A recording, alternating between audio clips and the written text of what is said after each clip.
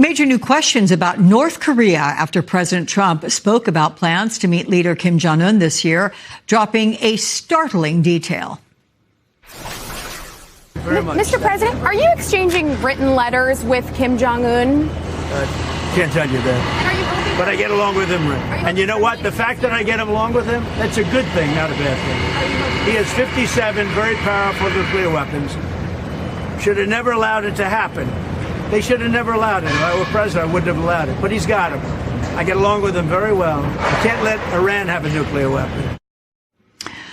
Well, Tom Nichols wrote this about those remarks in The Atlantic, quote, whatever Trump's feelings, his bumbled comments and needless fumbling of likely classified information nonetheless revealed how much Trump regards nuclear weapons as a sign of status and sent a message of crystalline clarity to Iran.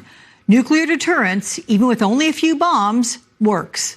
Get a nuclear weapon as soon as you can if you want to be safe and treated with the kind of deference America shows to North Korea. I want to bring in Victor Cha, President of Geopolitics and Foreign Policy for the Center for Strategic and International Studies. Victor, it's good to have you back on this. Let's start with that 57 very powerful nuclear weapons remark. Given your expertise, is that number something Trump was told in a classified briefing and it's accurate, or could he have just pulled it out of thin air? Well, I don't know, Alex, if he pulled it out of thin air. I mean, in general, the expert view is it's somewhere between 50 and 60 nuclear weapons that North Korea currently has, and enough fissile material for maybe 30 or 40 more. So North Korea clearly wants to be a nuclear weapon state the size of France or Great Britain, over 200 weapons. And President Trump affirmed in his press availability there that they do have scores of weapons. President Trump also raised questions by scaling back joint military exercises with South Korea. And then he said this about a phone call with South Korea's president. Let's listen. I said, would you like to give us a little hand? We don't need help with Iran, but if you'd like, give us a hand with Iran. He said, no, thanks. And I said, wait a minute, we have 39,000 soldiers over there guarding you from Kim Jong-un, your next door neighbor, and you're not going to help us on a very easy military operation in Iran? That's strange. No, we'd rather not get involved. I say, well, why are we involved in helping you? Yeah, so the president wasn't exactly posing it as a question to South Korea, but what are the implications for that region?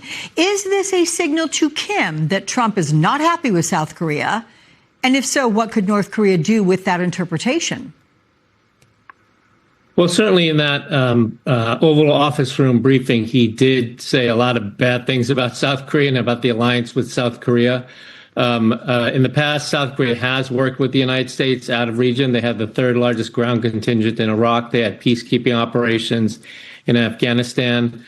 So the president's clearly upset that he's not getting help on Iran. I mean, I think what it means for the region more broadly is that the president clearly wants to try to shift the focus of both the headlines and the diplomacy away from Iran, which is a bit of a quagmire, to a new issue, and that is with Kim Jong-un. For the South Koreans, while they did get dissed in that press briefing, overall, if there's dialogue between the United States and North Korea, that's something the South Korean president wants. So I think they'll swallow that bitter pill if they need to. But it's less clear how Japan feels about it. They don't have any inkling to believe that North Korea is ready to give up their weapons. And China probably wants it to happen, too, a Trump-Kim summit, because it would ensure that Trump doesn't do in North Korea on their border what they did in Iran or in Venezuela.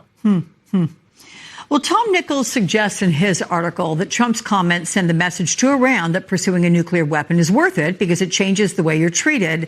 Nichols adding, if you have nukes, you may even get a, quote, love letter or two from this president. Do you think, Victor, that type of message will make Iran more resolute in pursuing its nuclear ambitions, no matter the damage from this war? Well, I think certainly the North Koreans learned from the strike on Iran that it was good that they had nuclear weapons, because I think they believe it saves them from or protects them from the U.S. carrying out a strike. I think Iran, after the strikes, are even more resolute in pursuing a program. They may even look to North Korea for help for pursuing that program.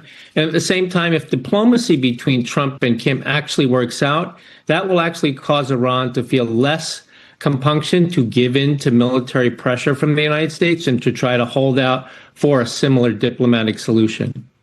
May I ask quickly, Trump is pushing for another meeting with Kim Jong-un. Did the United States get anything out of their relationship, anything to America's benefit?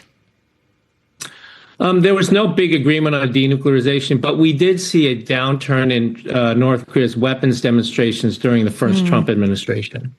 Okay, well, that is something. Victor Cha, many thanks.